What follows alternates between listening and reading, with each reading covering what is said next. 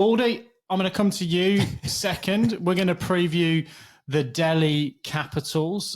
Some news for them over the course of the last couple of days that Harry Brook is going to play no part in the IPL. But look, I'm sure you've got a very well prepared monologue for where you see the Delhi Caps, and I can see your preparation notes are not going to let me down. But where are they going to be strong? Well, I think they're going to be strong in a couple of little areas. And one of them is that they've got some gun local bats that can bat in their top four. You talk about Prithvi Shaw, of course, at the top of the order, Yash Dhull, and also Rishabh Pant. And I think he's probably the guy that we want to feature early on in this look at the Delhi Capitals, because he has been out for quite some time with a very, very serious injury following his car accident. I think we're all excited for him to be back. And I think the big question is, can he return to some of the swashbuckling form that we've seen from him in all formats prior to his injury? So I think that's the big question for Delhi Capitals fans is, what are we going to get from Rishabh Pant this season? Can I be controversial and ask? You can. Are we focusing too much on Rishabh Pant? He's a great player, but I feel like this is, he's not going to win you every game that they play. He's not in that mold of player. He's a good player.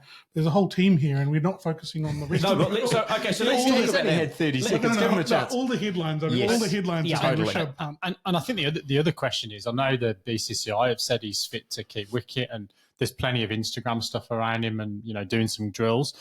I just wonder, with the intensity and the amount of games for this tournament, how much he might play early on. I wonder whether they might be thinking, is he in and around the squad? Is he, is he rehabbing? And then he comes into his work maybe later in the tournament. So yeah, interesting to see how they'll use him, and what are the permutations if he doesn't play, Baldy? Well, the permutations if he doesn't play is they're going to need to find a keeper from somewhere, and I can't remember in my prep any other wicket keepers standing out. There's a young guy called Kumar Kushagra.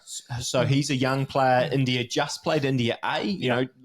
Has had limited, first-class numbers and things. But I said in the CSK, I did a bit of Googling on Samir Rizvi. I did the same thing with Kushagra. And, he, again, looks like a serious talent. Yeah, like I said, he's played for India A and he's only 20. So, just played against the England Lions. He's someone that the Indian media certainly feel like has a big future. So there's some talk that I've seen out there that he might just play anyway, that him and Rishabh Pant might both feature in this lineup. So, he's someone who'll be in the mix. Yeah, it'll be really interesting to see what they do with that top six, because they've got lots of guys that you would think on paper would be locked in for the top six in that side. So David Warner is obviously going to be the guy who opens up with Prithvi Shaw.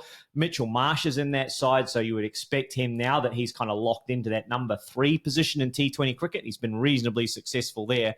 And then you've got a guy like Shai Hope, who has been averaging lots and lots of runs, actually, and probably could wear the gloves at a pinch, couldn't he? Keeps wicket for the West Indies in the ODIs, I think, not in the T20s. Yeah, I didn't really think about him as a T20 keeper, but of course, he does keep in the 50-over format. So they've got lots of guys that they could plug into that top 6. It's just a question of where. And if Punt and this other guy that you say, Stu, are also going to play, then it really becomes a question of, like, how far down do they want to go before they start sort of thinking about guys like Axar and their bowlers.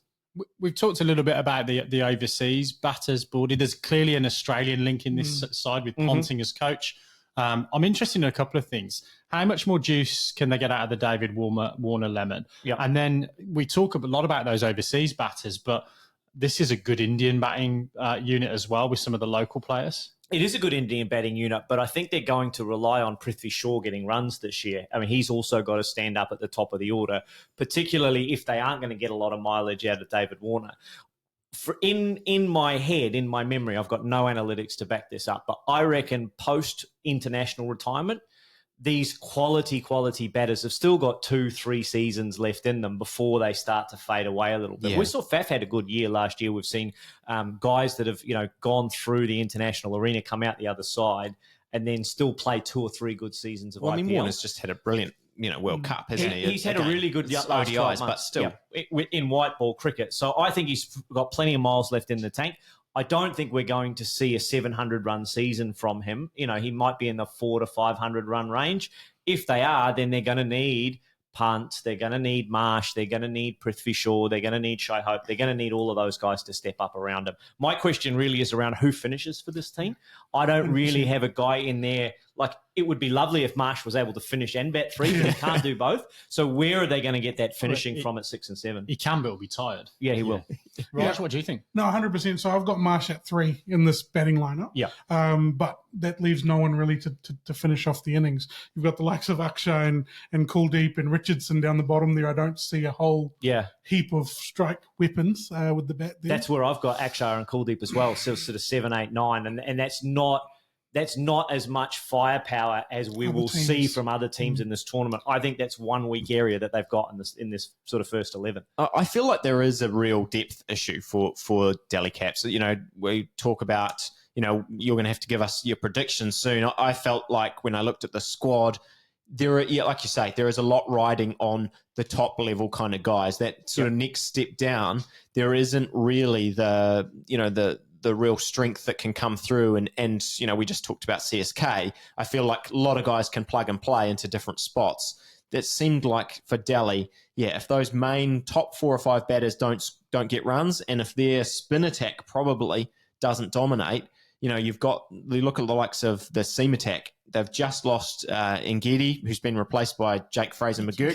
Can we come back to that? We can come back to that. It's very exciting, but, you know, will he play? What kind of a role will he sort of have? But then you've got Nortje, who is coming back from a stress fracture, hasn't played for a long time. And then, you know, you're really sort of struggling, I think, for the rest of their seam attack. So it's not a like-for-like replacement, that, is it? It's not a like-for-like replacement, and it is a big concern for me because you mentioned that name, Henrik Nortje. At his best, was one of the best bowlers in the IPL a couple of seasons ago, but he is coming back from injury. You've got Ishant Sharma in there, who is now probably closer to the end of his career than the start. We've got Mukesh in there, who has played very, very well. I think a lot relies on their 2-gun spinners. And they've both been very, very good for India, and they're both very, very good players. But you feel like under all conditions, they're going to have to do the lion's share of the wicket taking if Nortje is not the number 1 bowler in the IPL. I feel like they're banking 8 overs there, going, this spin is going to get us 8 good overs. Yeah. But if that goes wrong, and we have seen it go wrong, I mean, Kuldeep over the years, he's bowling very, very well in the last 18 months. But previous to that, he has gone for big numbers in the IPL. Yep. I think they're going to be in a little bit of trouble there if the spin doesn't come off. Do you see Marsh doing a lot of bowling? I wonder if he will. I mean, he can bowl an over or 2, but he's not the guy that you're going to turn to necessarily to get 4 overs. And if he does bowl 4, he's going to have to bowl 1 in the power play. He's not the kind of guy who swings the ball a lot. He moves it a little bit, but I'm just not sure that Delhi Capitals and Ricky Ponting are going, okay, we can lock Marsh in for 4 overs here, as you can with some of those other kind of seam bowling all-rounders. So that's a concern for me. Injury concerns also for a guy like Jai Richardson. I think he's got another injury at the moment. He can't catch a break. So like guys like Lalit Yadav are going to have to do some bowling. Like, where are they going to get 10 wickets from is the big question for me.